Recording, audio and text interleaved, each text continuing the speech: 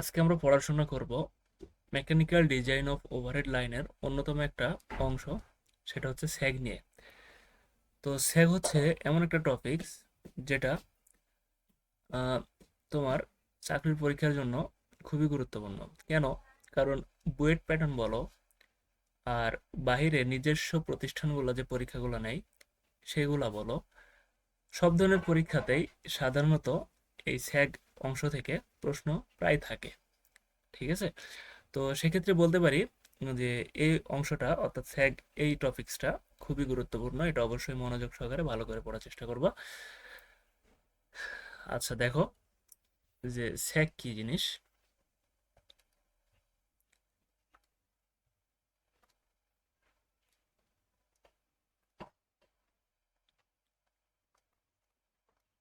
স্যাগ কি জিনিস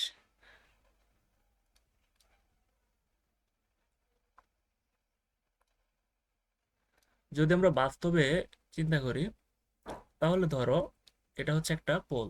ঠিক আছে? বিদ্যুতের পোল বা টাওয়ার, যে কোনো কিছু হতে পারে। এটা একটা পোল, এই দুটো হচ্ছে বিদ্যুতের পোল।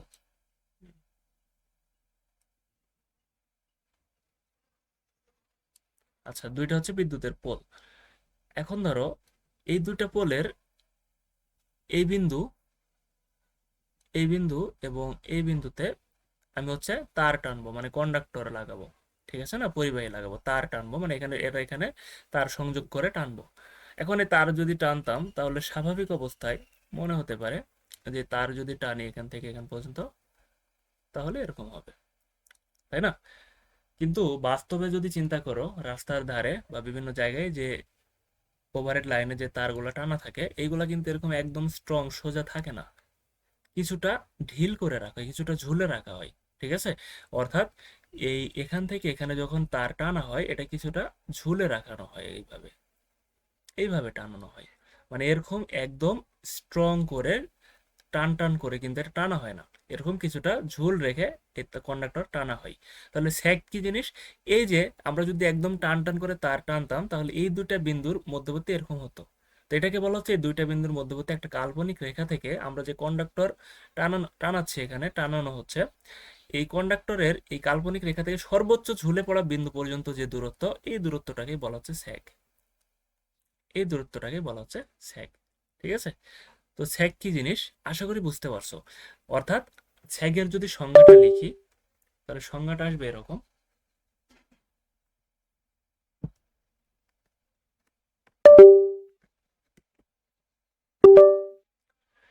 স্যাগের সংজ্ঞাটা লিখলে সংজ্ঞাটা আসবে এরকম, যে পাশাপাশি দুইটি পোলের বা টাওয়ারের নির্দিষ্ট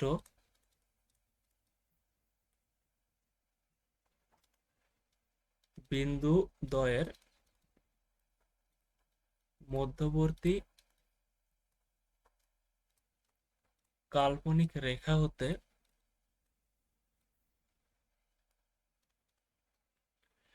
কন্ডাক্টর বা পরিবাহীর কন্ডাক্টরের সর্বোচ্চ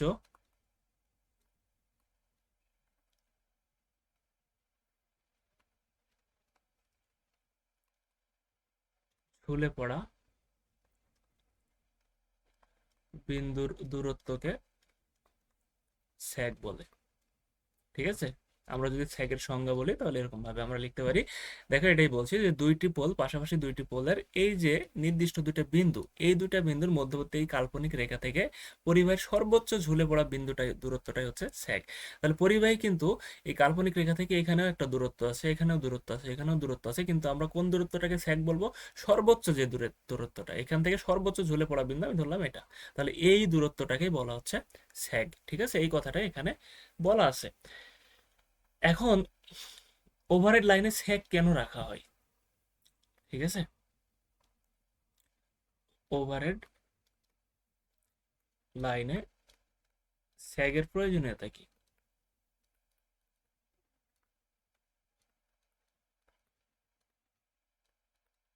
ওভারহেড লাইনে স্যাগের প্রয়োজনীয়তা কি? স্যাগের প্রয়োজনীয়তা অবশ্যই রয়েছে। এখন ধরো যে তুমি গ্রীষ্মকালে বা খুব গরম এই অবস্থাতে একটা তার টাঙালা, দুইটা পোলের মধ্যে একটা তার টানলা, কন্ডাক্টর টানলা, ঠিক এরকম ভাবে টান টান অবস্থায়, ঠিক আছে, যতটুকু সম্ভব তুমি টান টান করে টানলা, স্যাগ রাখলা না, স্যাগ যত কম রাখা যায় রাখলা, রেখে এই তার টানলা। এটা হচ্ছে গরমকালে করলা, ঠিক আছে, গরমকালে করলা। এখন ধরো গরমকাল শেষ হয়ে শীতকাল আসলো, তো যখন শীতকাল আসবে তখন কি হবে, এই কন্ডাক্টর সংকুচিত হবে। তো এই কন্ডাক্টর যদি সংকুচিত হয় তাহলে দেখো তো এটার মধ্যে টান আরো বেড়ে যাবে না? মানে সংকুচিত হলে তো এটা টান বেড়ে যাবে, কারণ এটা ছোট হইতে, এই কন্ডাক্টর ছোট হয়ে যাবে, ঠিক আছে না? এর যে দৈর্ঘ্য এটা ছোট হইতে চাইবে, সংকুচিত হয়ে ছোট হইতে চাইবে। তো এটা যখন ছোট হইতে চাইবে তখন এই এই দুই প্রান্তে তো এটা আটকানো আছে। তো এটা যখন ছোট ছোট হইতে চাইবে শীতকালে, এই দুই প্রান্তে তো আটকানো আছে, তখন কি হবে?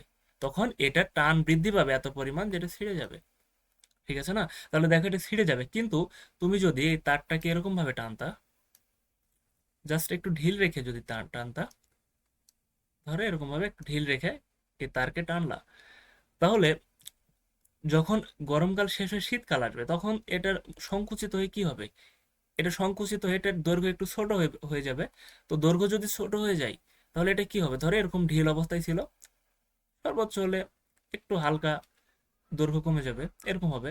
কিন্তু দেখো এটা টান বৃদ্ধি পেলেও, এটা দৈর্ঘ্য কমে গেলেও এটা কিন্তু ছিঁড়বে না। কেন ছিঁড়বে না? কারণ এটা অলরেডি দৈর্ঘ্য একটু বেশি করে রেখেই এ তার টাঙানো ছিল, যার ফলে এটা শীতকালে যদি সংকুচিত হয়ও তাহলে এটা ছিঁড়ে যাবে না, ঠিক আছে। আর এই কারণে সাধারণত স্যাগ রাখা হয়, যেন শীতকালে তার সংকুচিত হলেও এর উপর আহামরি কোনো প্রভাব না পড়ে, ঠিক আছে। এটাই হলো স্যাগ রাখার প্রয়োজনীয়তা। হুম। এখন কথা হচ্ছে যে তাহলে স্যাগ কি আমি ইচ্ছা মতো রাখতে পারবো? না, কখনোই না। স্যাগ ইচ্ছা মতো রাখা যাবে না, ঠিক আছে, কারণ এটার অসুবিধাও রয়েছে। এখন ধরো তুমি যদি বেশি স্যাগ রাখো, ধরো বেশি করে স্যাগ রাখলা, স্যাগের পরিমাণ বেশি রাখলা, তাহলে কি হবে? দেখো স্যাগের পরিমাণ বেশি রাখলে পরিবাহীর এখানে দৈর্ঘ্য বেশি হচ্ছে না, কারণ এই দৈর্ঘ্যের এখানে পরিবাহীর দৈর্ঘ্যটা কি অনেক বেশি, তাহলে এই পরিবাহীর পরিমাণটা বেশি, অর্থাৎ এখানে কন্ডাক্টরের ওজন বেড়ে যাচ্ছে, ঠিক আছে। এই কন্ডাক্টরের ওজন কি হচ্ছে, কন্ডাক্টরের ওজন বেড়ে যাচ্ছে। আর কন্ডাক্টরের ওজন যদি বেড়ে যায়, এখানে এই দুটার মধ্যে টান বেড়ে যাবে, টানের পরিমাণ বেড়ে যাবে, টেনশন বেড়ে যাবে, ঠিক আছে না? টেনশন বেড়ে গেলে শক্তপোক্ত পোল প্রয়োজন হবে, এখানে যে ম্যাটেরিয়ালগুলো ইউজ করবে এগুলো অনেক শক্তপোক্ত ইউজ করতে হবে, এখানে খরচ বেড়ে যাবে, এরকম আনুষঙ্গিক অনেক অসুবিধা রয়েছে। এর জন্য ওভারহেড লাইনে স্যাগ একটা নির্দিষ্ট সীমার মধ্যে রাখা হয়, ঠিক আছে। এটা বেশি রাখাও যাবে না, আবার কম রাখাও যাবে না।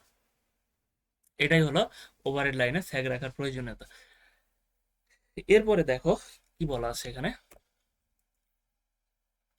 এখানে বলছে যে ক্যালকুলেশন অফ স্যাগ, স্যাগের হিসাব নিকাশ কিভাবে করব আমরা। তো এখানে স্যাগের হিসাব নিকাশ করতে গেলে আমাদের দুইটা বিষয় চিন্তা করতে হবে। কি কি বিষয় চিন্তা করতে হবে দেখো।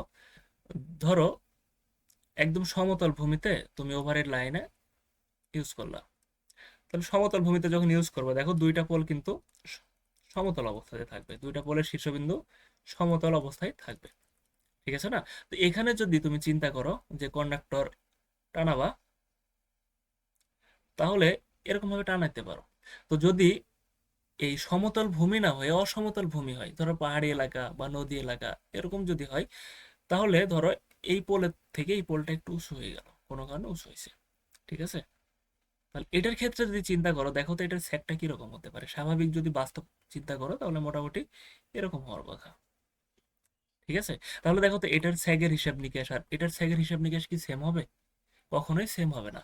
এই জন্য স্যাগের হিসাব নিকাশ করতে গেলে এই দুইটাকে আমাদের বিবেচনায় আনতে হবে। এই কথাটা এখানে বলা হয়েছে যে স্যাগ হিসাব নিকাশে প্রথমে যেটা বলা আছে যে when support are the equal level, যখন দুইটা সাপোর্ট ইকুয়াল লেভেলে আছে তখন একটা স্যাগের হিসাব হবে, আর যখন দুইটা সাপোর্ট আনইকুয়াল লেভেলে রয়েছে তখন স্যাগের হিসাব আর একটা হবে, ঠিক আছে। এই জিনিসটা আমাদের হিসাব করতে হবে।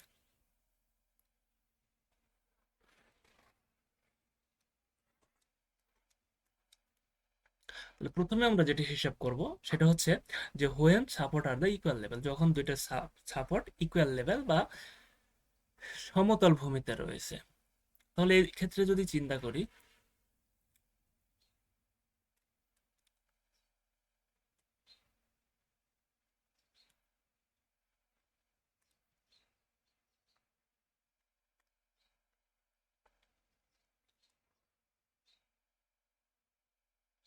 এটা একটা পোল বা টাওয়ার, ধরো এটা একটা পোল বা টাওয়ার, ঠিক আছে। আর এই হচ্ছে দুইটা বিন্দুর মধ্যবর্তী কাল্পনিক রেখা ধরো। এখন এখান থেকে আমি তার টাঙাবো। তার যেহেতু সমতলে হিসাব করতেছি, তাহলে তারটার ফ্যাক কিরকম হবে? মোটামুটি এরকম হবে ধরো, ঠিক আছে।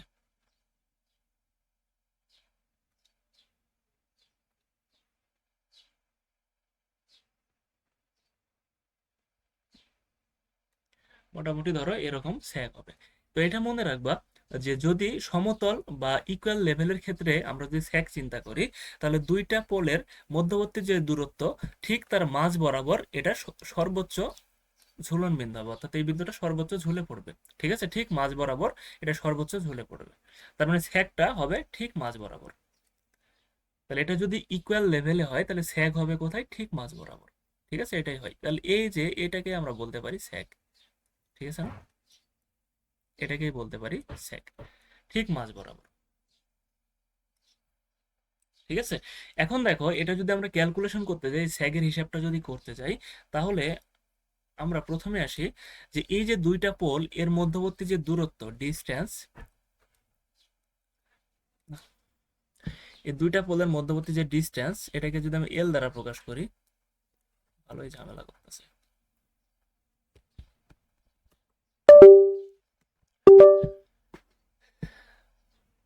আচ্ছা, দুইটা পোলের যে মধ্যবর্তী দূরত্ব, এটাকে যদি এল দ্বারা প্রকাশ করি, তো এলটা কি? এলটা হচ্ছে দুইটি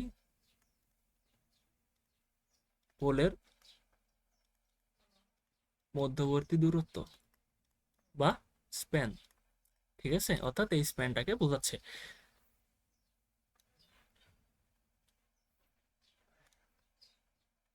তাহলে এল হচ্ছে দুইটা পোলের মধ্যবর্তী দূরত্ব বা স্প্যান, ঠিক আছে। আর এসটা কি? স্যাক। এখন আসো যে এই স্যাকটা আমরা হিসাব করব। এটা যেহেতু মাঝ বরাবর হচ্ছে, তুমি যে কোনো পাশের পোল থেকে হিসাব করলে হবে, এই পাশের পোল থেকে হিসাব করলে হবে, এই পাশের পোল থেকে হিসাব করলেও হবে, কোনো সমস্যা নাই। এখন এই পোলটাকে আমি বলতেছি পি 1, অর্থাৎ এই পোলের যে উচ্চতা সেটাকে আমি বলছি পি 1, এইচ 1 বলতে পারো, এটাকে বলতেছি পি 2। তো এখানে পি 1 আর পি 2 কি হবে? সমান হবে, যেহেতু এটা ইকুয়াল লেভেলে আছে। আচ্ছা, এখন এই টোটাল স্যাকটা আমরা হিসাব করতে গেলে দেখো এর স্প্যানটা কিন্তু অনেক হয়, সাধারণত 200-250 মিটার পর্যন্ত এই স্প্যানটা হয়ে থাকে। তো এটা হিসাব করা একটু টাফ। আমরা করব কি, যেখানে ক্ষুদ্র একটা মান হিসাব করবো, এই ক্ষুদ্র মানের সাপেক্ষে টোটালটা আমরা ক্যালকুলেশনে নিয়ে আসবো, ঠিক আছে। তো এখানে ক্ষুদ্র মান হিসাব করার জন্য আমি জাস্ট একটা বিন্দু চিন্তা করব। আমি জাস্ট একটা বিন্দু চিন্তা করব, ধরো ক্ষুদ্র মান হিসাব করার জন্য জাস্ট একটা বিন্দু নিব। আমি ধরলাম এই বিন্দুটা, এই বিন্দুর নাম দিলাম পি, ঠিক আছে, এই বিন্দুর নাম দিলাম পি। এবং এটা সর্বোচ্চ ঝুলে পড়া বিন্দু হচ্ছে এটা, তাই না? এটাই হচ্ছে স্যাগ। এই বিন্দুটার নাম দিলাম হচ্ছে আমরা ও, এই বিন্দুটার নাম দিলাম হচ্ছে ও। তাহলে দেখো তো, আমি যদি পি আর ও এতটুকুর স্যাগ হিসাব করি, তাহলে এতটুকুর সাপেক্ষে আমি টোটাল স্যাগের পরিমাণটা বের করতে পারবো, ঠিক আছে। তো আমরা করব কি, যে তোমরা অনেকে এই অক্ষ বিষয় হিসাবে ধারণা আছে যে এটা যদি এক্স অক্ষ ধরি, এটা এক্স প্রাইম, এটা ওয়াই যদি ধরি, এটা ওয়াই প্রাইম, এই অক্ষ নিয়ে ধারণা আছে। এখন আমি একটা স্থানাঙ্ক বা বিন্দু নিলাম পি এক্স ওয়াই, ঠিক আছে। তাহলে এই মূল বিন্দু, এই জিরো বিন্দু থেকে কিন্তু এটা হিসাব করতে হয়, এটা তোমাদের অনেকে জানা আছে কিভাবে হিসাব করতে হয়। এটা যদি পি এক্স ওয়াই হয়, তাহলে এই বিন্দুর এক্স এর দূরত্বটা হচ্ছে, এটাকে বলা হচ্ছে এক্স, আর এখান থেকে উলম্ব দূরত্বটাকে বলা হচ্ছে ওয়াই, ঠিক আছে না? এই জন্য এটা হয় হচ্ছে পি এক্স ওয়াই, এটা আমরা জানি।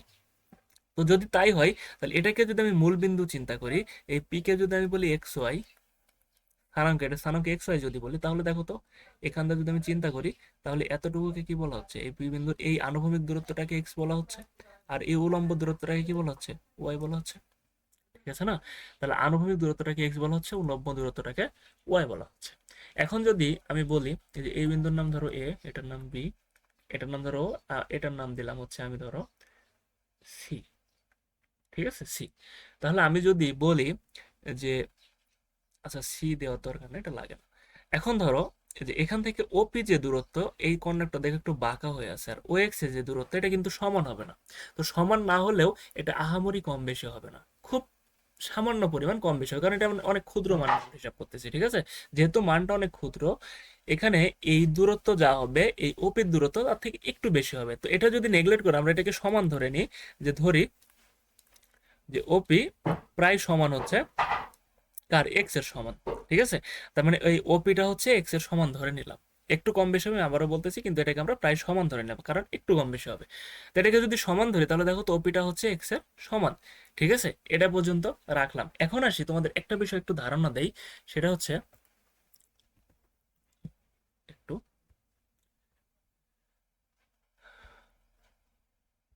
আচ্ছা তোমাদের একটা বিষয় ধারণা দেই, সেটা হচ্ছে মোমেন্ট। এই মোমেন্টটা কি জিনিস? এই মোমেন্টটা যদি চিন্তা করি, তাহলে মোমেন্টটা কি জিনিস একটু দেখো। ধরো এটা একটা বিন্দু, ঠিক আছে, একটা বিন্দু থেকে ধরো এটা যে কোনো একটা বস্তু, এটাকে আমি বলতেছি তার, ধরো এখানে সে কানেক্টেড, ঠিক আছে, মানে ঘড়ির কাঁটার মতো, ধরো চিন্তা করো ঘড়ির কাঁটার মতো। তো এখানে সে কানেক্টেড। এখন এখানে ধরো তুমি একটা ফোর্স দিলা, বল প্রয়োগ করলা, সেই বলটা যদি এফ হয়, তাহলে এই এটার উপরে ঠিক লম্বভাবে যখন তুমি বল প্রয়োগ করবা, তাহলে এখান থেকে যে অংশে বল প্রয়োগ করতে সে দূরত্ব যদি এল হয়, একটা কথার কথা, তাহলে এই বিন্দুতে মোমেন্টটা হবে, ঠিক আছে, সরি, এই বিন্দুতে মোমেন্টটা হবে, এই বিন্দুতে মোমেন্টটা হবে এই প্রয়োগকৃত বল আর এখান থেকে এখানকার যে দূরত্ব সেটার গুণফলের সমান। এটাকে বলা হচ্ছে মোমেন্ট, এটা আমরা জানি, ঠিক আছে। এখন দেখো এই বল যদি এদিকে প্রয়োগ করি, তাহলে এই মোমেন্টটা কি এন্টি ক্লকওয়াইজ ঘুরবে। তো এন্টি ক্লকওয়াইজ ঘুরলে যদি আমি বলি মাইনাস, এখন ধরো সেম ভাবে এটা এখানে কানেক্টেড, তুমি বল দিচ্ছ এখানে, এর মধ্যবর্তী দূরত্ব এল, তাহলে এখানে যদি বল প্রয়োগ করি তাহলে এটা কি ক্লকওয়াইজ ঘুরবে। তাহলে ক্লকওয়াইজ যদি ঘুরে তাহলে এটার মোমেন্ট কি হবে? তাহলে ক্লকওয়াইজ ঘুরলে ধরো এফ গুণ হচ্ছে এল, এটা হবে প্লাস, কারণ এন্টি ক্লককে যেহেতু মাইনাস ধরো তাহলে ক্লক হবে প্লাস। এটাকেই বলা হচ্ছে মোমেন্ট, ঠিক আছে। তো এই মোমেন্ট যদি তোমাদের জানা থাকে, এতটুকু জানলেই হবে। এখন আসো প্রমাণে। ধরো এই ও বিন্দুতে, যদি মোমেন্ট চিন্তা করি, এখানে কয়টা মোমেন্ট কাজ করতেছে, এখানে কয়টা মোমেন্ট কাজ করবে দেখো। যে এখানে যে কন্ডাক্টরটা ঝুলে আছে, একটা কন্ডাক্টর যদি তুমি এভাবে ঝুলে রাখো একটা জায়গাতে, ঠিক আছে, যেহেতু আমি এই এতটুকুকে এক্স এর সমান ধরছি, তাহলে এটা আনুভূমিক ভাবে আছে। তাহলে এই কন্ডাক্টর যদি ঝুলে থাকে, এখানে কিন্তু এক ধরনের কি এর ভরের কারণে একটা অভিকর্ষ বল কাজ করে, করে না? নিচের দিকে একটা বল কাজ করে, তাহলে এই বলের পরিমাণ কি? এর ভর গুণ অভিকর্ষ ত্বরণ, তাই না?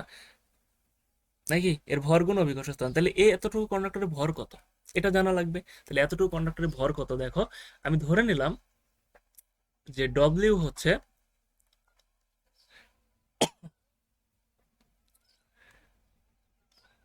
Conductor weight per metre length. তাহলে ডব্লিউ হচ্ছে প্রতি মিটারে কন্ডাক্টরের ওজন। আমি ধরে নিলাম ডব্লিউ হচ্ছে প্রতি মিটারে কন্ডাক্টরের ওজন, এটা মাথায় রাখতে হবে। ডব্লিউটা কি? 1 মিটারে কন্ডাক্টরের ওজন। তাহলে কন্ডাক্টর যদি 100 মিটারের ওজন যদি 100 কেজি হয়, তাহলে 1 মিটার ওজন 1 কেজি, এই ডব্লিউটা হচ্ছে সেই 1 কেজি, ঠিক আছে। তাহলে এই ডব্লিউটা কি? প্রতি মিটার দৈর্ঘ্যে কন্ডাক্টরের ওজন। এখন দেখো ডব্লিউ যদি প্রতি মিটার দৈর্ঘ্যে কন্ডাক্টরের ওজন হয়, তাহলে এই টোটাল কন্ডাক্টরের ওজন কতটুকু? এই টোটাল কন্ডাক্টরের দৈর্ঘ্য আমি ধরে নিয়েছি এক্স, এই যে এই টোটাল কন্ডাক্টরের দৈর্ঘ্য কি প্রায় এক্স এর সমান।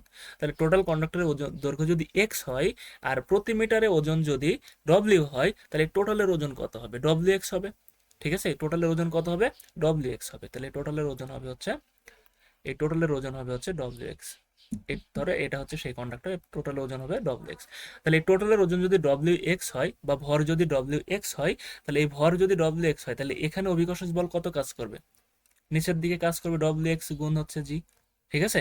এখানে আমরা জিটা নিব না, কেন নিব না বলতেছি, ঠিক আছে। তার মানে এখানে যে বলটা কাজ করতেছে এটার এককটা হবে কেজি তখন, কারণ এটা নিলে সেটা হয়ে যাবে নিউটন, কিন্তু এটা ছাড়া যেহেতু নিচ্ছি, এটা হচ্ছে হবে কি কেজি, ঠিক আছে। তাহলে এর নিচের দিকে যে বলটা কাজ করতেছে সেটার পরিমাণ কত? W x. এতটুকু আশা করি বুঝতে পারছো। তাহলে এখন কথা হচ্ছে এই বল কোন দিক কাজ করবে, এটা অবশ্যই এর ভার কেন্দ্র বরাবর কাজ করবে। তার মানে এতটুকু যদি চিন্তা করি, ঠিক এর মিডিল থেকে এই ভরটা নিচের দিকে কাজ করবে, ঠিক আছে, এই বলটা নিচের দিকে কাজ করবে। তাহলে দেখো এই বলটা কোন দিক কাজ করবে? নিচের দিকে। এখান থেকে বলটা নিচের দিকে কাজ করবে, কতটুকু বল নিচের দিকে কাজ করবে? ডব্লিউ এক্স পরিমাণ বল নিচের দিকে কাজ করবে এই কন্ডাক্টরের জন্য, ঠিক আছে। তাহলে এই কন্ডাক্টর যদি ডব্লিউ এক্স পরিমাণ বল নিচের দিকে কাজ করে, একটা জিনিস চিন্তা করো যে এতটুকু কন্ডাক্টর এর বল কাজ করতেছে কোন দিকে? ডব্লিউ এক্স নিচের দিকে, ঠিক আছে। এখন আমরা কিন্তু এর মোমেন্টটা বের করতেছি, ও বিন্দুর মোমেন্টটা বের করতেছি, কিন্তু হিসাব নিকাশ করতেছি পি বিন্দু থেকে, ঠিক আছে? তাহলে একটা জিনিস চিন্তা করো তো, যে আমরা যদি এটা ও বিন্দু হয়, তাহলে এর বল যদি এদিকে কাজ করে, তাহলে এখান থেকে এতটুকু দূরত্ব কত? দেখো টোটাল দূরত্ব যদি এক্স হয়, তাহলে এটা যেহেতু মাঝ বরাবর এই বলটা ক্রিয়া করতেছে, তাহলে এই দূরত্ব কি হবে? x/2 হবে। তার মানে এতটুকু দূরত্ব কি হবে? x/2 হবে। এতটুকু দূরত্ব কি হবে? x/2 হবে, ঠিক আছে? টোটালটা এক্স, যেহেতু বল মাঝ বরাবর কাজ করতেছে, তাহলে এতটুকু কি হবে? x/2 হবে। তাহলে আমরা যদি মোমেন্টের চিন্তা এখানে করি, যে এদিকে বল যাচ্ছে wx, আর এই বিন্দু থেকে এই বিন্দুর দূরত্ব x/2, তাহলে এতটুকুর মোমেন্ট কি হবে? এতটুকুর মোমেন্ট হবে wx, অর্থাৎ বল গুণ দূরত্ব, ঠিক আছে? এতটুকুর মোমেন্ট হবে, এটা না? অবশ্যই এটা হবে। এখন এটা কিভাবে ঘুরতেছে দেখো, এটা যদি ফিক্সড হয় তাহলে এটা এইভাবে ঘুরবে ক্লকওয়াইজ, তাহলে ক্লকওয়াইজ ঘুরলে প্লাস, ঠিক আছে? এই জিনিসটাই আমরা এখানে লিখে দিতে পারি চাইলে, যে সামেশন অফ মোমেন্ট প্লাস হবে কখন? যখন এটা ক্লকওয়াইজ ঘুরবে, এটাই ইকুয়াল টু 0, এটাই দেখবো, ঠিক আছে?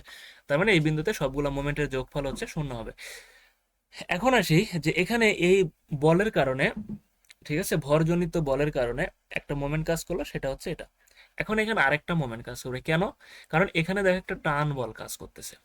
কারণ এখানে যদি টান বল না থাকতো, তুমি এখান থেকে এটা খুলে দাও, এটা পড়ে যাবে, এদিকে চলে আসবে, ঠিক আছে? তার মানে এই বিন্দুতে একটা টান বলও কাজ করতেছে। এখন টান বলটা কিভাবে কাজ করতেছে দেখো, এই বিন্দুতে টান বলটা কিভাবে কাজ করতেছে? এইভাবে কাজ করতেছে না?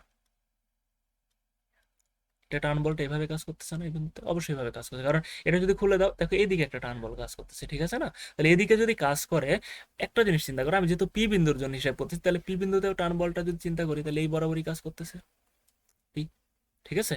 তাহলে পি বিন্দুতে যদি এদিকে কাজ করে, তাহলে দেখো কন্ডাক্টরটা আছে হচ্ছে এরকম ভাবে, কন্ডাক্টরটা আছে হচ্ছে এরকম ভাবে, ঠিক এরকম। এটা যদি পি বিন্দু হয়, তাহলে টান বলটা এদিকে কাজ করতেছে, ঠিক আছে না? তাহলে এটা যদি ও বিন্দু হয়, এটা যদি ও বিন্দু হয়, এই বিন্দুর জন্য আমরা মোমেন্ট বের করতেছি। তাহলে এই বিন্দুর জন্য যদি মোমেন্ট হয়, তাহলে দেখো তো, বলটা কাজ করতেছে এইদিকে, ঠিক আছে না? এইদিকে। তাহলে এই বিন্দু থেকে যে বলটা কাজ করছে, এর উলম্ব দূরত্ব কত? উলম্ব এতটুকু দূরত্ব লাগবে। তাহলে এতটুকু দূরত্ব কি হয় না? দেখো তো, এতটুকু দূরত্ব কি হয় না? এতটুকু দূরত্ব হয়। বিষয়টা হচ্ছে এরকম, যে এই ও বিন্দু এই দিকে টান বলটা যদি আমরা প্রয়োগ করি, টান বলটা প্রয়োগ করি, তাহলে এই ও বিন্দু থেকে এতটুকু দূরত্ব হচ্ছে ওয়াই, এই যে উলম্ব দূরত্বটুকু, ঠিক আছে? তাহলে এই বিন্দুতে মোমেন্ট কি হবে? এই প্রয়োগকৃত বলটি, টান বল গুণ হচ্ছে দূরত্ব ওয়াই, ঠিক আছে? তাহলে এটা যদি হয়, তাহলে এটা কোন দিক কাজ করতেছে? দেখো এন্টি ক্লকওয়াইজ। তাহলে এন্টি ক্লকওয়াইজ হলে টি গুণ হচ্ছে ওয়াই সমান কি? 0। এই হলো এই ও বিন্দুতে দুইটা বিপরীত মোমেন্ট, এটা সমান হচ্ছে 0, ঠিক আছে?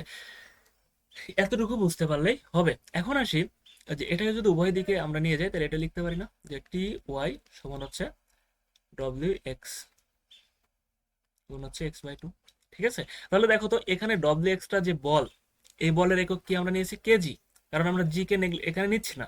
তাহলে এখানেও যে টান বল, এখানেও কিন্তু জি এর প্রভাব আছে, বাট এখানেও আমরা জি কে নিব না, কারণ এখানে যেহেতু জি কে নেই, এখানেও জি কে নিব না। তাহলে এখানে টান বলের এককটাও কিন্তু হয়ে যাবে, এখানে লিখে রাখবো অবশ্যই টি কি? টি হচ্ছে টেনশন বা টান,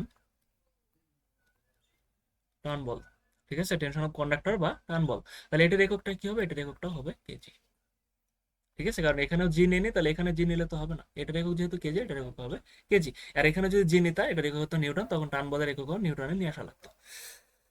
তো এতটুকু বুঝলে হবে। এখন দেখো, যে এটা সমান লেখা যায়, আমরা যদি বলি যে ওয়াই সমান কত, তাহলে ওয়াই সমান হচ্ছে wx² ডিভাইড বাই 2, এখানে আছে, টি এর পাশে নিয়ে গেলে 2t, ঠিক আছে? এতটুকু বোঝা গেছে না?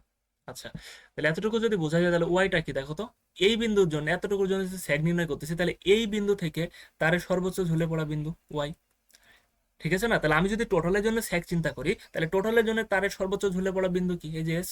তাহলে আমি যদি বলি যে ওয়াই ইকুয়াল টু যদি এস হয়, তাহলে এই ওয়াই ইকুয়াল টু যদি এস হয়, তাহলে আমরা এখান থেকে এতটুকুর জন্য স্যাগ নির্ণয় করি, তাহলে এতটুকু কি? এতটুকু হচ্ছে এক্স। কিন্তু আমি এখন স্যাগ নির্ণয় করবো কি? যে কোনো একটা পোল থেকে, তাই না? তাহলে যেহেতু আমি টোটাল ঝুলে পড়া বিন্দুটা হিসাব করতেছি, এতটুকুর জন্য যখন আমরা স্যাগ হিসাব করলাম, এটা আসলো। তাহলে এতটুকুর জন্য যদি ঝুলে পড়া বিন্দু ওয়াই হয়, তাহলে এই বিন্দু থেকে এর দূরত্ব ছিল এক্স। এখন আমি যদি বলি যে টোটালের জন্য স্যাগ নির্ণয় করবো, তাহলে টোটালের জন্য ঝুলে পড়া বিন্দু এস, তাহলে ওয়াই এর জায়গায় যদি এস বসাই, তাহলে একটা পোল থেকে দূরত্ব কত?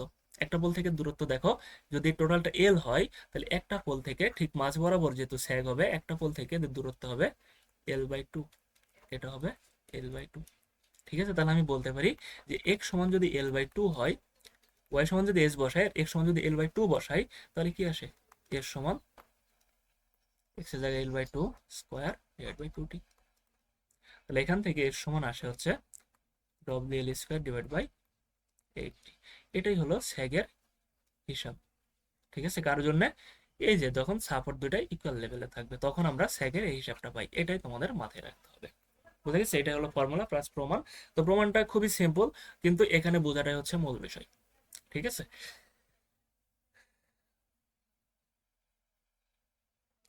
তো আশা করি এতটুকু বুঝতে পারছো। এখানে কোনটা কি বলতেছে, ডব্লিউটা হচ্ছে প্রতি মিটারের দৈর্ঘ্যে কন্ডাক্টরের ওজন, এলটা হচ্ছে দুইটা পোলের মধ্যবর্তী দূরত্ব, টিটা হচ্ছে কন্ডাক্টরের উপর টান। ঠিক আছে না? এখানে টানটা কিন্তু প্রতি মিটারে না, আবারও বলতেছি, কারণ টোটাল টানটাকে বোঝাচ্ছে। তো এই ইকুয়েশনটা তোমাদের মাথায় রাখতে হবে। এরপরে আসি, দেখো যে যখন দুইটা সাপোর্ট আনইকুয়াল লেভেলে থাকবে তখন স্যাগের হিসাব নিকেশ কিভাবে করব। দুইটা সাপোর্ট যদি আনইকুয়াল লেভেলে থাকে,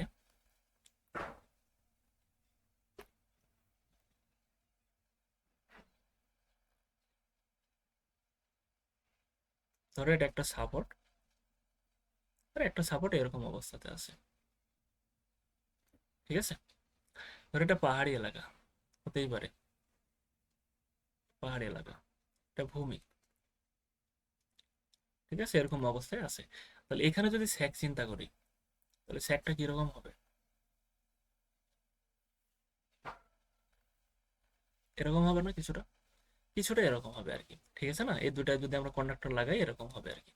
তাহলে এটার জন্য চিন্তা করো, তাহলে এটার স্যাক কত? তাহলে এখান থেকে যদি তুমি এটা পর্যন্ত একটা কাল্পনিক রেখা টানো, এখান থেকে যদি একটা কাল্পনিক রেখা চিন্তা করো, তাহলে দেখো তো সর্বোচ্চ ঝুলে পড়া বিন্দু কিন্তু এখানে বোঝাচ্ছে। তাহলে এটা হচ্ছে এটা সর্বোচ্চ ঝুলে পড়া বিন্দু, তাহলে এটাকেই বলা হচ্ছে কি? স্যাক। এখন এই স্যাকটা আমরা যদি এটার জন্য চিন্তা করি, তাহলে এটার জন্য এতটুকু ঝুলে পড়া বিন্দু, কিন্তু যদি এই পোলের জন্য চিন্তা করি, দেখো তো এই পোলের জন্য ঝুলে পড়া বিন্দু দূরত্ব আরো বেশি হবে না? এই জন্যে অসমতল পোলের জন্য আমরা যদি স্যাগ হিসাব করি, তাহলে দুইটা পোলের জন্য দুই ধরনের স্যাগের মান আসবে। ঠিক আছে, তাহলে আমি যদি প্রথম পোলের জন্য চিন্তা করি, তাহলে প্রথম পোলের জন্য এতটুকুকে বলা হচ্ছে স্যাগ। তাহলে এটাকে যদি বলি P1 এক নাম্বার পোল, এটাকে তোমরা চাইলে H1 ও বলতে পারো। এই টোটাল হাইটটাকে বলা হচ্ছে H1, আর এই দুই নম্বর পোলের টোটাল হাইটটাকে বলা হচ্ছে H2। তাহলে এক নাম্বার পোলে যদি চিন্তা করে, তাহলে এতটুকু হচ্ছে এক নাম্বার পোলের জন্য স্যাগ। তাহলে এটাকে যদি S1 বলি, তাহলে দুই নম্বর পোলের জন্য স্যাগ কতটুকু? দেখো তো, ঠিক এখান থেকে এতটুকু না? তাহলে এটা হচ্ছে দুই নম্বর পোলের জন্য স্যাগ, এটাকে বলতেছি S2। ঠিক আছে, এক নম্বর পোলের সাপেক্ষে স্যাগ হচ্ছে S1, আর দুই নম্বর পোলের সাপেক্ষে স্যাগ হচ্ছে S2। এটা আমরা বলতেছি। এখন এই দুইটা পোলের মধ্যবর্তী দূরত্বটাকে আমরা আগের মতোই বলতে পারি,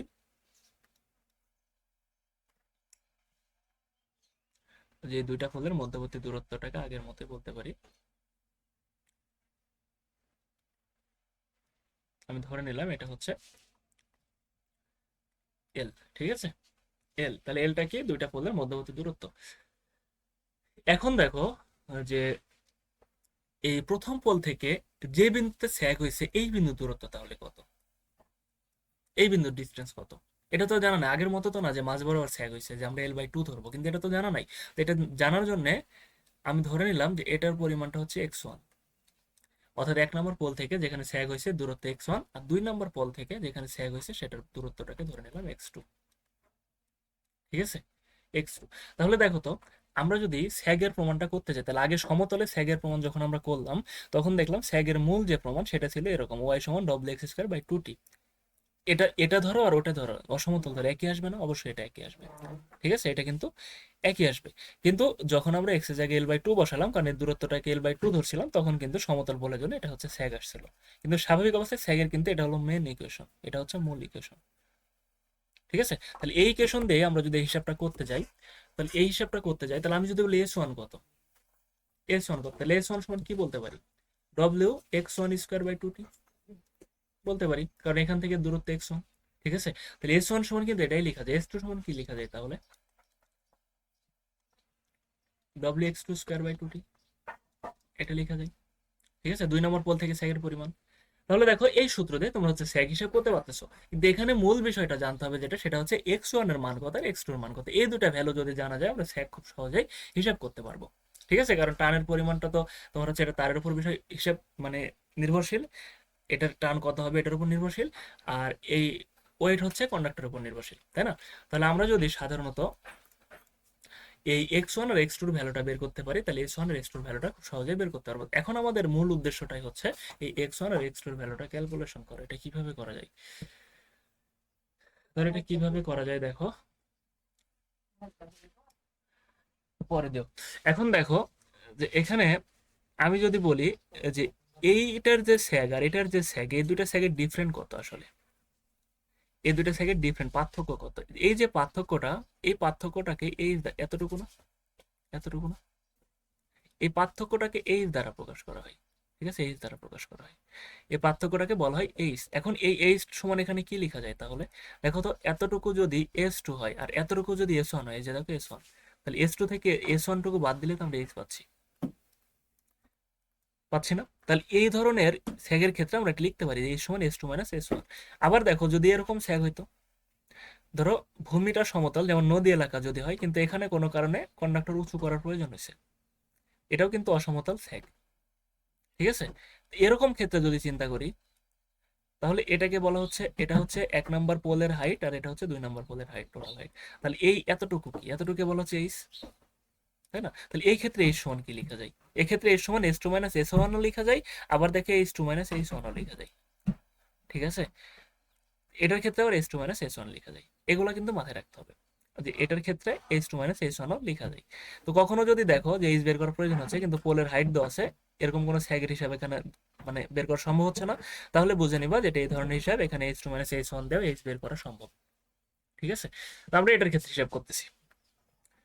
এখানে দেখো তাহলে আমরা এটা লিখতে পারি।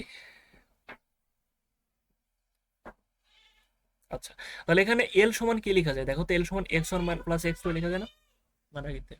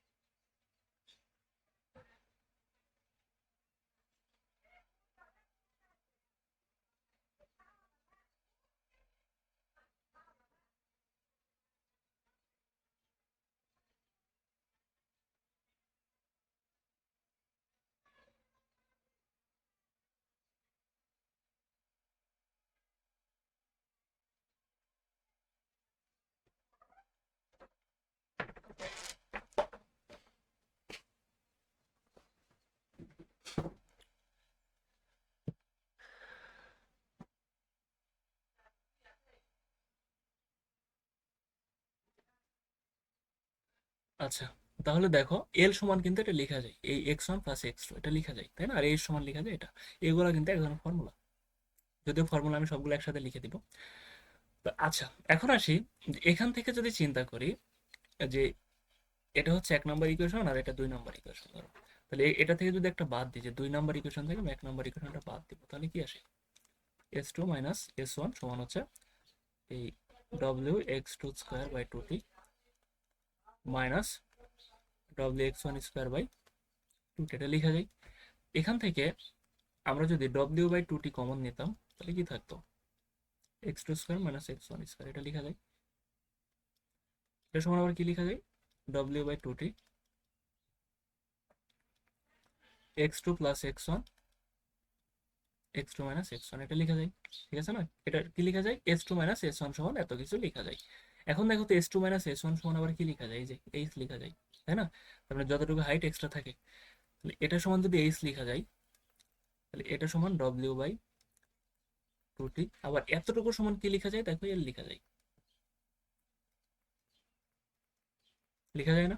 তাহলে এখান থেকে ফাইনালি যেটা পাই যে x2 মাইনাস x1 সমান হচ্ছে 2th বাই WL। ঠিক আছে, এটা হচ্ছে 3 নম্বর ইকুয়েশন। এখন আমরা করবো কি, এটা ধরো 4 নম্বর ইকুয়েশন। এখন আমরা করবো কি, 3 আর 4 একবার যোগ করবো একবার বিয়োগ করবো, তাহলে x1 আর x2 খুব সহজে পেয়ে যাবো। ঠিক আছে, আচ্ছা, x1 প্লাস x2 সমান l, এটা লিখি। এটা ধরো 4 নম্বর ইকুয়েশন। তো আমরা করবো কি, যে 3 আর 4 যোগ করব। তাহলে কি পাবো, 3 আর 4 যদি যোগ করি তাহলে x1 plus x2 plus x2 minus x1 সমান l প্লাস, আগে 4 নাম্বারটা যোগ করছি আর কি, 2th বাই ডব্লিউ, এটা লেখা যায়। তাহলে এখান থেকে দেখো তো, x1 এর x1 কাটা যায়, কি থাকে 2x1, তাহলে 2x1 সমান এত, তাহলে শুধু x1 সমান কত, সরি x2, x2 সমান কত, 2 এর পাশে চলে গেলে l/2 প্লাস এখানে এখানে 2 2 কাটা গেলে কি থাকে th বাই ডব্লিউ। তাহলে দেখো x2 এর ভ্যালু কিন্তু আমরা পেয়ে গেছি। এই ফর্মুলা দিয়ে আমরা x2 খুব সহজে বের করতে পারবো। x2 যদি বের করতে পারি তাহলে s2 খুব সহজে বের করতে পারবো। ঠিক আছে, তাহলে এটা হচ্ছে আমাদের মনে রাখতে হবে। এখন দেখো একই জিনিস আবার আমরা যদি 4 নাম্বার ইকুয়েশন থেকে, যে 4 নাম্বার ইকুয়েশন থেকে আমরা যদি 3 নাম্বার ইকুয়েশন বাদ দিই তাহলে কি আসে, এই 4 নাম্বার থেকে 3 নাম্বার বাদ দিব তাহলে কি আসে, x1 plus x2 minus x2 plus x1 minus মাইনাসে plus l minus 2th by W. ঠিক আছে, তাহলে এখানে কি হয়, x2 x2 কাটা যায়, তাহলে 2x1 থাকে, তাহলে শুধু x1 সমান কত, l/2 মাইনাস, সেটা মাইনাস th বাই ডব্লিউ। তাহলে x1 সমান দেখো এটা লেখা যায়, তাহলে এটা হচ্ছে x1 বের করার ফর্মুলা। ঠিক আছে, এটা হচ্ছে x1 বের করার ফর্মুলা। তাহলে এখান থেকে x1 আর x2 বের করতে পারলে আমরা খুব সহজে s1 আর s2 বের করতে পারবো। এখন যদি 1 নম্বর পোল থেকে স্যাগ বের করি তাহলে s1 বের করবো, 2 নম্বর থেকে s2 বের করবো। এখন কথা হচ্ছে শুধু স্যাগ বলতে কি করব। ঠিক আছে, শুধু স্যাগ বলতে কি করবো, তাহলে শুধু স্যাগটা হিসাব হবে কি, যে এদের মাঝ বরাবর একটা বিন্দু হবে, এমন একটা বিন্দু হবে যে বিন্দুটা হবে পি, আগের মতো এক্স ওয়াই। ঠিক আছে, এবং এই বিন্দু থেকে এই স্যাগের দূরত্বটা হবে এক্স, এই দূরত্বটা হবে এক্স, এই পি বিন্দু থেকে স্যাগের দূরত্বটা হবে এক্স। তাহলে শুধুমাত্র স্যাগ বললে আমরা এতটুকু, এই এক্স এর দূরত্ব, এই বিন্দু থেকে এক্স এর যে দূরত্ব, এই দূরত্বের জন্য স্যাগটা আমরা হিসাব করবো। ঠিক আছে, তাহলে এই দূরত্বের জন্য যদি স্যাগ হিসাব করতাম তাহলে আমার এক্স জানা লাগবে, তাহলে এক্স সমান আবার কি লেখা যায় দেখো তো, যেহেতু এটা মাঝ বরাবর আছে, একটা জিনিস চিন্তা করো, যেহেতু পি বিন্দু মাঝ বরাবর আছে, তাহলে পি বিন্দু যদি মাঝ বরাবর থাকে, তাহলে পি বিন্দু মাঝ বরাবর থাকলে এই দূরত্ব কত হবে, এই দূরত্ব l/2 হবে নাকি, এই দূরত্ব l/2 হবে না? তাহলে দেখো তো l/2 থেকে যদি আমি x1টা বাদ দিতাম তাহলে x পাইতাম না, l/2 থেকে যদি x1 বাদ দিই তাহলে তো x পাবো, তাহলে x সমান এটাই লেখা যায় যে l/2 মাইনাস x1, এটাও ফর্মুলা। ঠিক আছে, তাহলে এটার জন্য যদি স্যাগ বের করি তাহলে স্যাগ হবে wx²/2t, শুধু স্যাগ হলে এটা লিখি। ঠিক আছে, তাহলে এখানে আমি যেগুলো দেখাইছি মোটামুটি সবগুলো ফর্মুলা, যদিও এগুলো একসাথে লিখে দিব। আর এটা হলো আনইকুয়াল সাপোর্টের ক্ষেত্রে, আনইকুয়াল লেভেলের ক্ষেত্রে এটা হচ্ছে প্রমাণ স্যাগের। ঠিক আছে, তো আশা করি এতটুকু বুঝতে পারছো। এরপরে দেখো যে effect of wind and ice loading.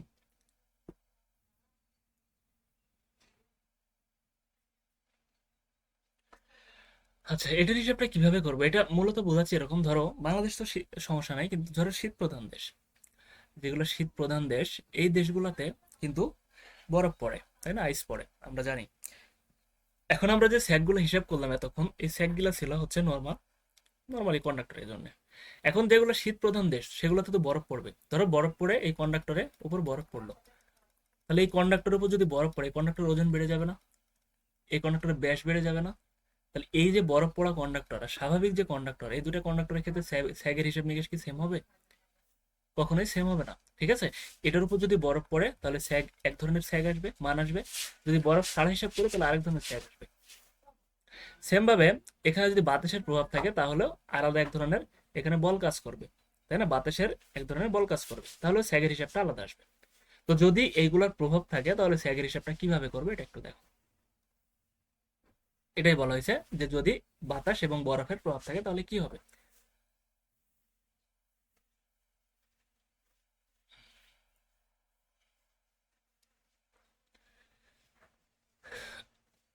ধরো এটা একটা কন্ডাক্টর, ধরো এটা একটা কন্ডাক্টর, পরিবাহী। ঠিক আছে, একটা পরিবাহী, এটা হচ্ছে পরিবাহীর স্বাভাবিক ব্যাসকে আমরা ধরে নিলাম ডি, পরিবাহীর স্বাভাবিক ব্যাসকে ধরে নিলাম ডি, তাহলে ডি কি, কন্ডাক্টরের ব্যাস।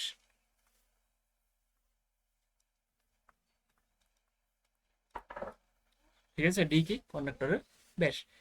আচ্ছা, ডি যদি কন্ডাক্টরের ব্যাস হয়, এখন ধরো কোনো কারণে এখানে বরফ পড়লো, প্রধান দেশ এখানে বরফ পড়লো,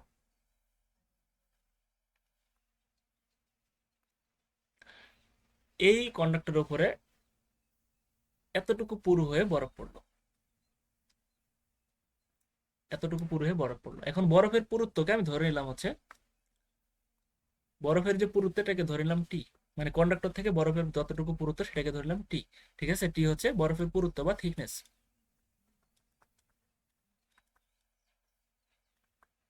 এটা হচ্ছে বরফের পুরুত্ব। তাহলে দেখো তো বরফ পড়ার পরে কন্ডাক্টরের টোটাল ব্যাস কত হয়ে গেছে। বরফ পড়ার পরে কন্ডাক্টর টোটাল ব্যাস কত, আগে ছিল ডি আর এখন কি হয়েছে, এখানে টি আর এখানে টি, ডি প্লাস টু টি হয়ে গেছে না। ঠিক আছে না, ডি হচ্ছে কন্ডাক্টরের ব্যাস আর টি হচ্ছে বরফের পুরুত্ব। তাহলে এখন টোটাল ব্যাস কি, এটা হয়ে গেছে। এখন যদি আমরা এই বরফের আয়তন বের করতে যাই, জাস্ট বরফের আয়তন, তাহলে কি লিখতে পারি,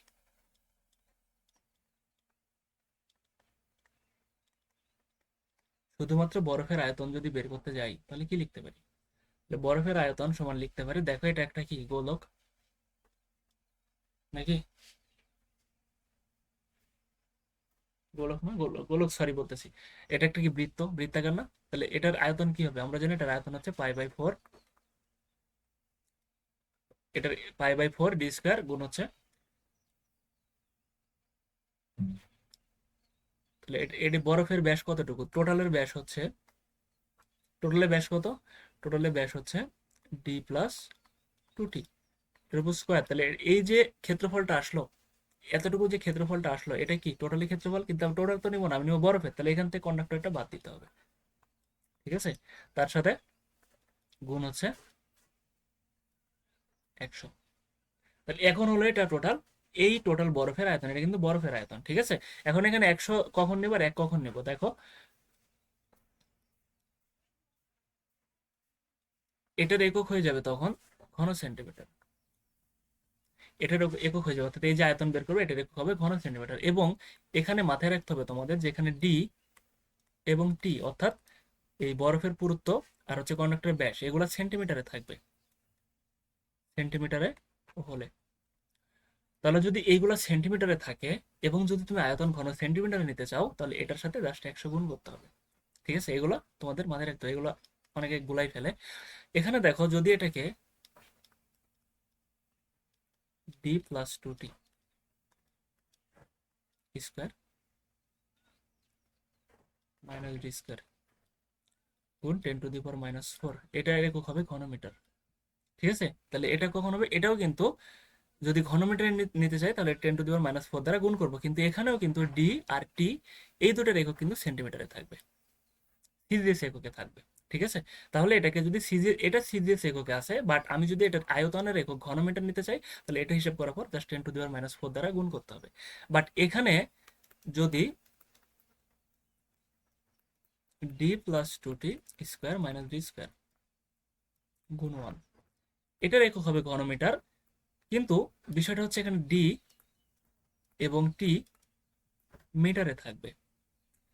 তো যদি পুরুত্ব আর থিকনেস মিটারে নিয়ে নাও, তাহলে এটাকে আয়তন ঘনমিটার নিতে গেলে শুধু 1 গুণ করলে হবে। মূল কথাটা হচ্ছে আমরা প্রত্যেকটা হিসাব প্রতি মিটারের জন্য হিসাব করবো। ঠিক আছে, তো এখানে যেহেতু 1 মিটার সমান 100 সেন্টিমিটার, এই জন্য 100 দ্বারা গুণ করছি। বাট এটা সেন্টিমিটারে, বর্গ সেন্টিমিটারে, ঘন সেন্টিমিটারে আছে, এটাকে ঘন মিটারে নেওয়ার জন্য আমি 10⁻⁴ দ্বারা গুণ করছি। ঠিক আছে, এটা হচ্ছে প্রতি মিটারের জন্য আমরা হিসাব করে থাকি, এটা তোমাদেরকে মাথায় রাখতে হবে। এই ঘন সেন্টিমিটারকে যদি মিটার নিতে যাও 10⁻⁶ দ্বারা গুণ করতে হয়, আমরা এটা জানি। তো এখানে 10⁻⁶ আর এই যে দুটো 100 আছে, এটা গুণ করলে এটা হয়ে যায়। বুঝা গেছে, এখানে 100 দ্বারা গুণ করার কারণ হচ্ছে আমরা এটা প্রতি মিটারের জন্য হিসাব করতেছি, কিন্তু একক যেহেতু ঘন সেন্টিমিটার, 1 মিটার মানে 100 সেন্টিমিটার, এই জন্য এখানে 100 দ্বারা গুণ করতে হয়েছে। এখন এটা যদি তুমি মিটারেই নিয়ে নাও, এই এককগুলো যদি মিটারেই নিয়ে নাও, তাহলে আমরা প্রতি মিটারের জন্য হিসাব করছি, তাহলে 1 মিটার দ্বারা গুণ করলে হচ্ছে, তাহলে টোটাল একক হয়ে যাবে ঘন মিটার। ঠিক আছে, তো এই জিনিসটা তোমাদের মাথায় রাখতে হবে। তো এটা সাধারণত লাগে না, কারণ এই এককগুলো সাধারণত সেন্টিমিটারেই থাকে, আমাদের সবচেয়ে বেশি প্রয়োজন হবে এটা আর এটা। ঠিক আছে, এটা গেল হচ্ছে বরফের আয়তন বের করার কৌশল। আচ্ছা, এখন চিন্তা করি যে এটার উপর ধরো বাতাসেরও প্রভাব আছে, এটার উপর ধরো বাতাসেরও প্রভাব আছে। তো যদি বাতাসের প্রভাব থাকে তাহলে কিভাবে হিসাব করবো, তো বাতাসের প্রভাব থাকলে জাস্ট বাতাসের প্রজেকশন এরিয়া বের করতে হয়।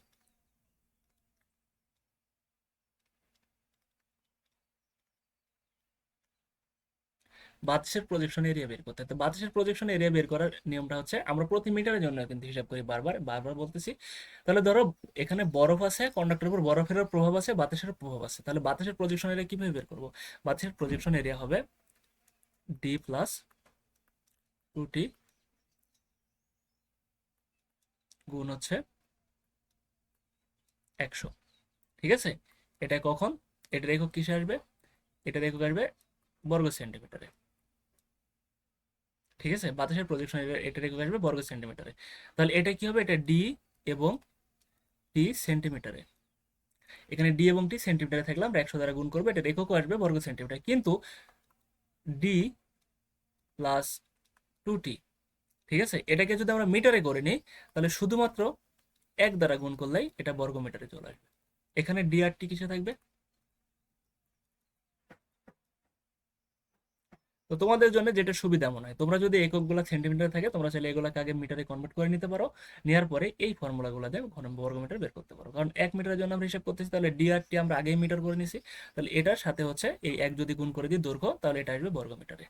ঠিক আছে, তাহলে এটা হচ্ছে বাতাসের প্রজেকশনের এরিয়া বের করার সিস্টেম। এখন ধরো কোনো কারণে এই বরফের প্রভাব নাই বা শুধুমাত্র বাতাসের প্রভাব আছে, তাহলে বাতাসের প্রজেকশন এরিয়া কিভাবে বের করবা? বরফের প্রভাব ছাড়া, বরফের প্রভাব ছাড়াই যদি চিন্তা করি, তাহলে বাতাসের প্রজেকশন এরিয়া কিভাবে বের করব? বাতাসের প্রজেকশন এরিয়া বের করব হচ্ছে, তাহলে যেহেতু বরফ নাই তাহলে 2t তো থাকবে না, থাকবে শুধুমাত্র ডি গুণ হচ্ছে 1।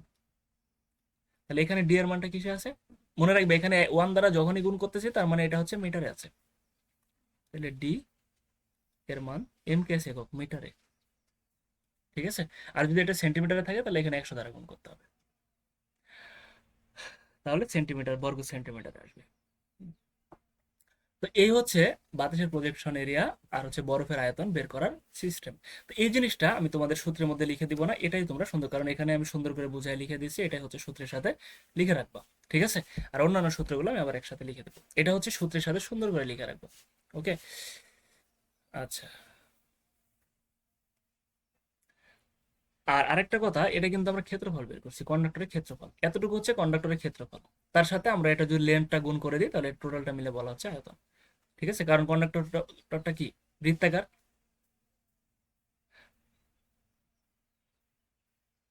তাই না? কন্ডাক্টরটা কি বৃত্তাকার, আর বৃত্তের ক্ষেত্রফল এটা আমরা জানি যে পাই আর স্কয়ার। তো এখানে যেহেতু ব্যাস হিসাব করতেছি তাহলে পাই আর মানে কি d/2, তাহলে এখানে কি আছে পাই d²/4, পাই/4 d²। ঠিক আছে না? তো এতটুকু হচ্ছে এই কন্ডাক্টরের ক্ষেত্রফল, তার সাথে লেন্থ গুণ করলে টোটালটা মিলে হচ্ছে আয়তন। ঠিক আছে, এই জিনিসটাই আমরা এখানে করছি। আচ্ছা, তো যদি তোমাদের কন্ডাক্টরের ক্ষেত্রফল চিন্তা করে যে কখনো ক্ষেত্রফল বের করার প্রয়োজন হচ্ছে, এটা পরে লিখে দিচ্ছি। তো এতটুকু বুঝলেই হবে, আশা করি এতটুকু বুঝতে পারছো। এরপরে দেখি কি আছে। আচ্ছা, এরপরে ফর্মুলা লেখার কথা আছে। তো ফর্মুলা লেখার আগে আমাদের আরেকটা জিনিস জানতে হবে একটু।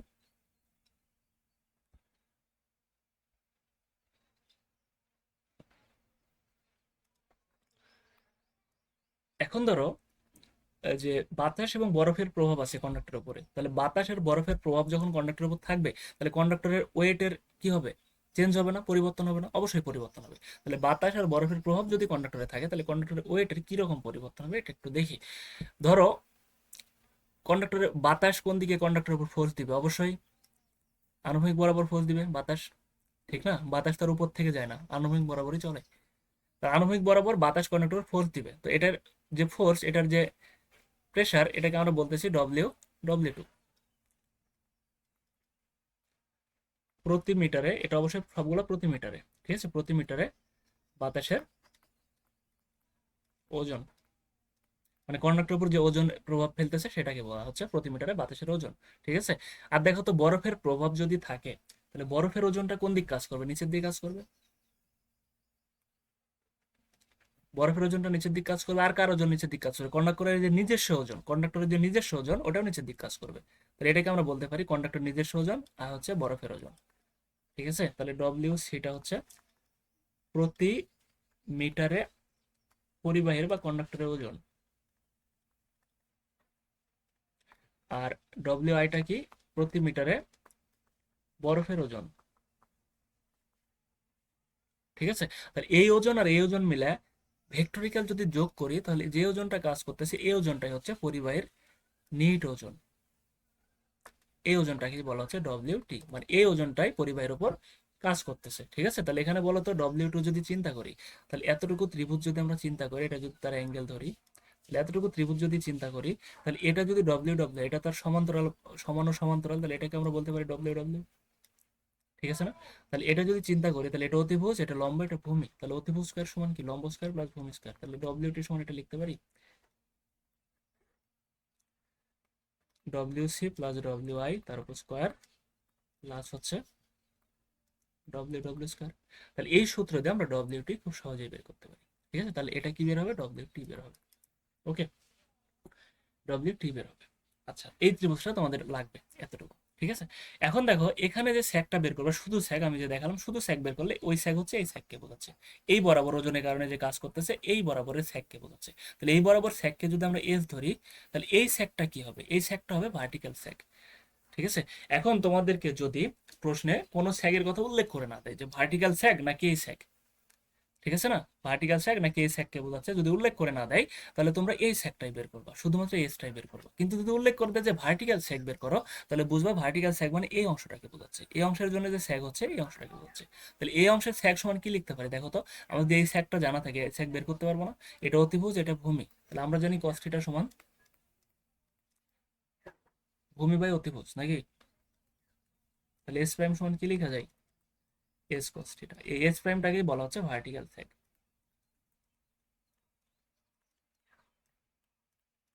তাহলে এখান থেকে আমরা কিন্তু খুব সহজে ভার্টিক্যাল স্যাগটা বের করতে পারি।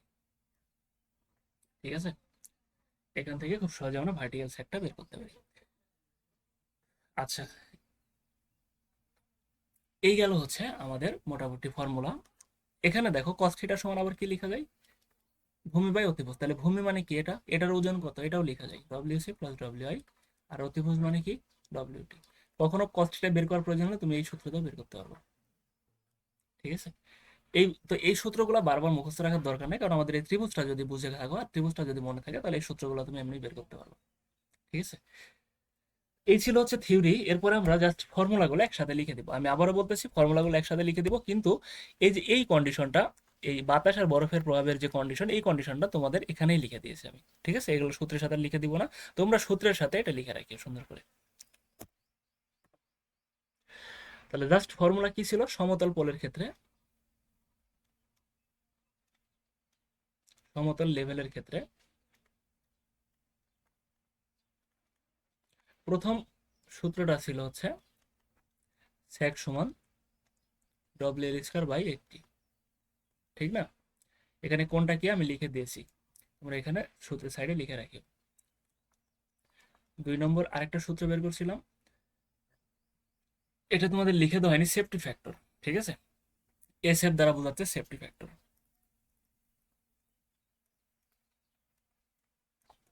সেফটি ফ্যাক্টরটা কি জিনিস? সেফটি ফ্যাক্টর সমান লেখা যায় breaking stress divide by working stress. ঠিক আছে? এখানে ব্রেকিং স্ট্রেস কি আর ওয়ার্কিং স্ট্রেস কি? দেখো আমি যখন স্যাক করালাম, তখন দেখলাম যে এর উপর একটা টেনশন কাজ করতেছে, টান কাজ করতেছে। ঠিক আছে? এখন এই টানের পরিমাণটা যদি বেড়ে যায়, একটা সময় তারটা ছিঁড়ে যাবে না? তাহলে এটাই বলা হচ্ছে যে সর্বনিম্ন যে টানে, মানে টান বৃদ্ধি করলে তো তার ছিঁড়ে যাবে, মানে জাস্ট একটু বৃদ্ধি করতে ছিঁড়ে গেছে, তাহলে ওর চেয়ে বৃদ্ধি করলে তো এটা অবশ্যই ছিঁড়ে যেতে, তাই তো না? তাহলে এটাই বলা হচ্ছে, এই জন্য সর্বনিম্ন বলা হচ্ছে, যে সর্বনিম্ন যে টানে এই পরিবাহী ছিঁড়ে যায়, ঠিক আছে, কাজ না করে ছিঁড়ে যায়, তাকে বলা হচ্ছে ব্রেকিং স্ট্রেস, মানে ওই টানটাকে বলা হচ্ছে ব্রেকিং স্ট্রেস। আর সর্বোচ্চ যে টান পর্যন্ত পরিবাহী ছিঁড়ে না গিয়ে ঠিকঠাক কাজ করতে পারে, তাকে বলা হচ্ছে ওয়ার্কিং স্ট্রেস। ঠিক আছে? তাহলে আমরা যে টিটা ইউজ করতেছি এটা অবশ্যই ওয়ার্কিং স্ট্রেস। আর ব্রেকিং স্ট্রেসটা কি? এটা তোমার হচ্ছে সর্বনিম্ন যে টানে ছিঁড়ে যাবে, মানে যে টান বৃদ্ধি করলে এটা ছিঁড়ে যাবে, সেই টানটাকে বলা হচ্ছে ব্রেকিং স্ট্রেস। আর যে টানে ছিঁড়ে না যে কাজ করতেছে, সেই টানটাকে বলা হচ্ছে ওয়ার্কিং স্ট্রেস। আর এই দুটার অনুপাতটাকে বলা হচ্ছে সেফটি ফ্যাক্টর। ঠিক আছে? তা আশা করি বুঝছো। আচ্ছা, এরপরে সূত্র লাগবে কি? সমতল লেভেলের ক্ষেত্রে সাধারণত এই সূত্র ছিল, আরেকটা সূত্র লাগতে পারে, সেটা হচ্ছে যে কখনো দেখো যে তারের ক্ষেত্রফল, পরিবাহীর ক্ষেত্রফল সমান এটা লেখা যায় যে পাই ডি স্কয়ার বাই 4, বা পাই আর স্কয়ারও লিখতে পারো। ঠিক আছে না? এখানে ডি হচ্ছে পরিবাহীর ব্যাস,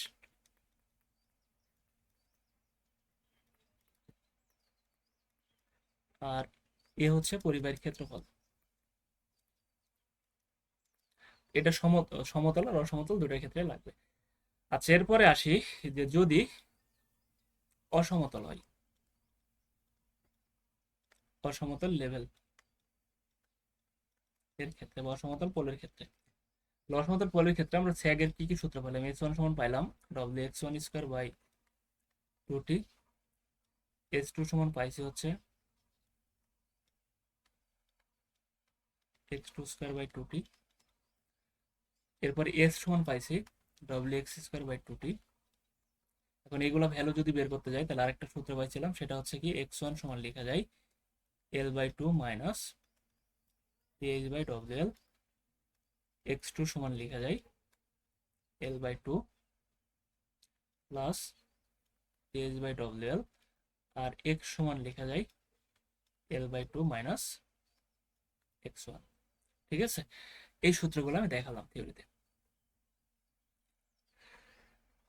আচ্ছা, এখন আসো দেখো যে যদি বলে যে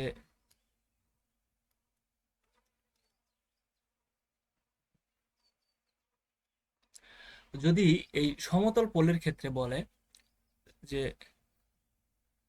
ভূমি হতে কন্ডাক্টরের উচ্চতা কত, কখনো বলতে পারে। ঠিক আছে, ধরো এটা কন্ডাক্টর, এটা হচ্ছে পোল, এটা ধরো ভূমি, তাহলে এতটুকুকে কি বলা হচ্ছে? স্যাগ, নাকি?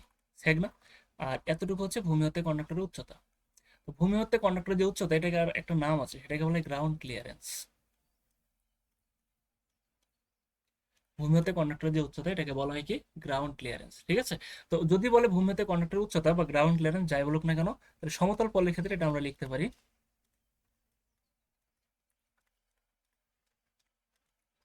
কন্ডাক্টরের উচ্চতা। তাহলে এটা সমান কি লেখা যায়? দেখো তো, একটা পোলের উচ্চতা অর্থাৎ এই ভূমি হতে কন্ডাক্টরের উচ্চতা এর সমান কি লেখা যায়? p1, বা যে কোনো পোলের উচ্চতা মাইনাস s লেখা যায় না? লেখা যায়, লেখা যায়। ঠিক আছে না? লেখা যায়। কিন্তু যদি এর উপর বরফ প্লাস হচ্ছে বাতাসের প্রভাব থাকে, তাহলে এখানে কিন্তু ভার্টিক্যাল স্যাগ নিতে হবে। ঠিক আছে, এটা কিন্তু ভার্টিক্যাল স্যাগ নিতে হবে, আবারও বলছি। তো এর জন্য ভার্টিক্যাল স্যাগ লিখে রাখো, কারণ ভার্টিক্যাল স্যাগ যদি বরফের প্রভাব নাও থাকে, তাহলে ভার্টিক্যাল স্যাগ আর হচ্ছে তোমার নর্মাল স্যাগ একই হবে। ঠিক আছে, আর যদি বরফ আর বাতাসের প্রভাব থাকে, তাহলে ভার্টিক্যাল স্যাগ বের করতে হবে। এর জন্য আমরা এস প্রাইমটাই লিখে রাখবো। বুঝা গেছে? এখন যদি দেখি যে অসমতল লেভেলের ক্ষেত্রে, অসমতল লেভেলের ক্ষেত্রে তো ভূমি অসমতল, তো ভূমির থেকে উচ্চতা বললে তো আলাদা হবে। কিন্তু এটার ক্ষেত্রে যদি এরকম বলে যে ধর একটা নদী, নদীর লেভেল তো আর অসমতল না, তাই না? কিন্তু ধরো পোলটা অসমতল, তো যদি বলে যে নদীর এই লেভেল থেকে এর উচ্চতা কতটুকু, তাই না? এটা এই জন্য এক্ষেত্রে আমরা বলতে পারি যে নদীর লেভেল থেকে বা পানির লেভেল থেকে, এটা অসমতলের ক্ষেত্রে পানির লেভেল থেকে পরিবাহের উচ্চতা, মানে পরিবাহের সর্বনিম্ন উচ্চতা, কারণ এর উচ্চতা এটাও কিন্তু, ঠিক আছে, পরিবাহীর সর্বনিম্ন উচ্চতা। এটার ক্ষেত্রে সরাসরি আমি সূত্র লিখে দিচ্ছি, এটা সময় লিখতে পারি p1 minus s1 plus s। ঠিক আছে, এই সূত্রটা তোমরা বের করতে পারবে। p1টা হচ্ছে প্রথম পোলের উচ্চতা, আছে এটাকে আমি মনে হয় h1 লিখে দিয়েছিলাম, তাহলে প্রথম পোলের উচ্চতা হচ্ছে h1, h1 minus s1 plus s। s1 হচ্ছে প্রথম পোল থেকে স্যাগ, আর s টা হচ্ছে স্বাভাবিক যে স্যাগ দেখালাম ওটা। তো এই ছিল হচ্ছে মোটামুটি ফর্মুলা, এই ফর্মুলাগুলো রাখলেই হবে। আর স্বাভাবিক কিছু ফর্মুলা আছে, যেমন এগুলো কিন্তু এর সাথে না, এগুলো বেসিক ফর্মুলা। যেমন আমরা জানি যে কোনো বস্তুর ভর, ভর মানে লেখা যায় রো ভি, তাই না? রোটা হচ্ছে ওই বস্তুর ঘনত্ব, আর ভিটা হচ্ছে আয়তন। তো এগুলো হচ্ছে এখানকার ফর্মুলা না, এগুলো হচ্ছে বেসিক ফর্মুলা, এগুলো যে কোনো জায়গাতেই লাগে। বুঝেছ? এই ফর্মুলাগুলো হলে সাধারণত তোমাদের হবে। তো এতটুকু হলেই হচ্ছে। আর অবশ্যই এগুলো ভালো করে পড়িও, এর সাথে আমরা যে কন্ডিশন লিখে দিলাম বরফ আর বাতাসের প্রভাবের, এই কন্ডিশনগুলো লাগবে। বুঝে গেছে? তো ঠিক আছে, আজকে এই পর্যন্তই। সকলে